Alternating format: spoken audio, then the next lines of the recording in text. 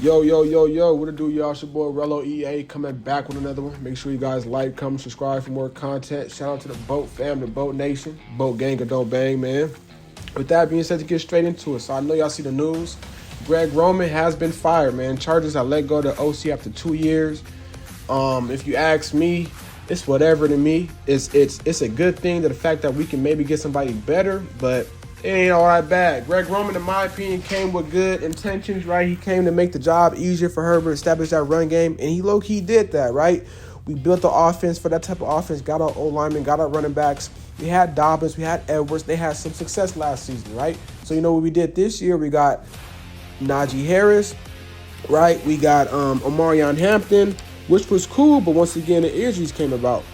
And then what happened wasn't his fault. Justin Herbert ended up becoming the leading rusher. Vidal ended up having some sparks, but we can't blame injuries on coaches. Let's get that out the way. Greg Roman playoff record with him and Lamar, with Herbert and Lamar, when he was on the Ravens, is 1-5. Come on, Roman. You won one game out of 6 games in the playoffs with Herbert and Lamar Jackson. That's crazy. And when another crazy thing is that you turned Herbert into Lamar Jackson and damn near Kaepernick. He was out there running, taking injuries, taking beatings. You literally took away the purpose that you came here and changed it and adjusted it, but you low-key made it worse by relying on your quarterback to become your running back, in my opinion, which is unacceptable. And you only scored 3 points. Unacceptable. Get him up out of here, right? But not only that, I seen a video of Steve Smith when he was talking about Greg Roman.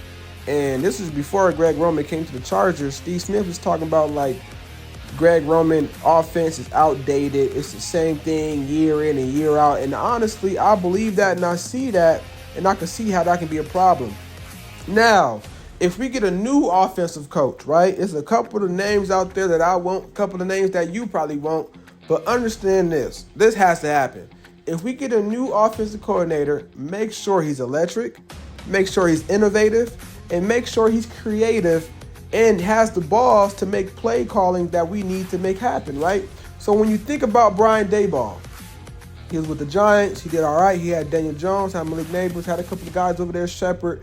And if you ask me, Daniel Jones wasn't that bad. He had a couple of runs, had a couple little, okay, we see you, Daniel, to where now he's balling with the Colts, right? Now we got Mike McDaniel, former Dolphins head coach.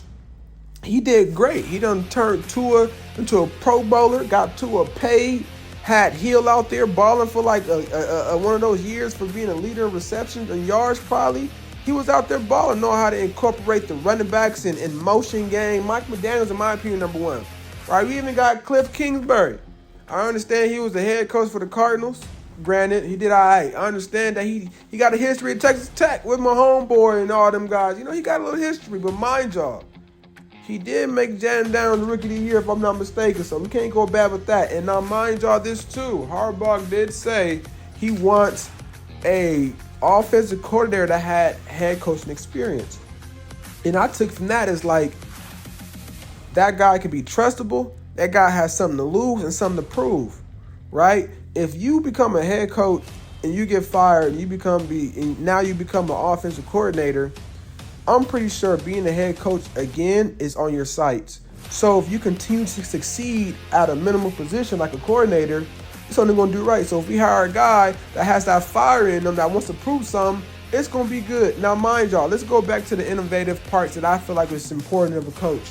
When you look at Brock Purdy, when you look at the 49ers and Kyle Shanahan, right? When Purdy was out, Garoppolo was balling.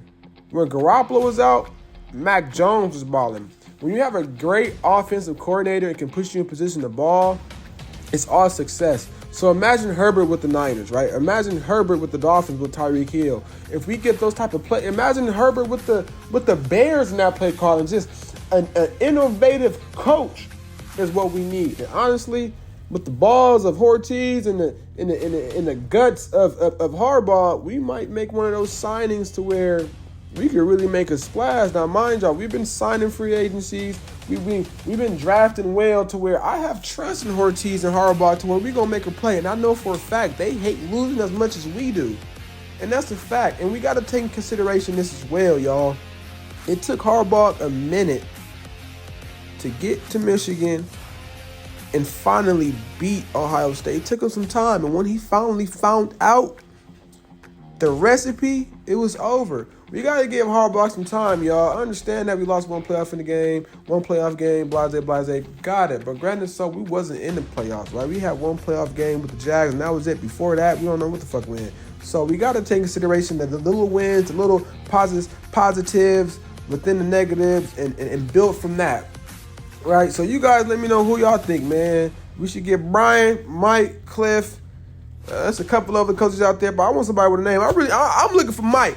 Mike, pull up. I'm looking for Mike. Y'all let me know in the comments who y'all think, man. It's your boy RowloeEA coming out with another one.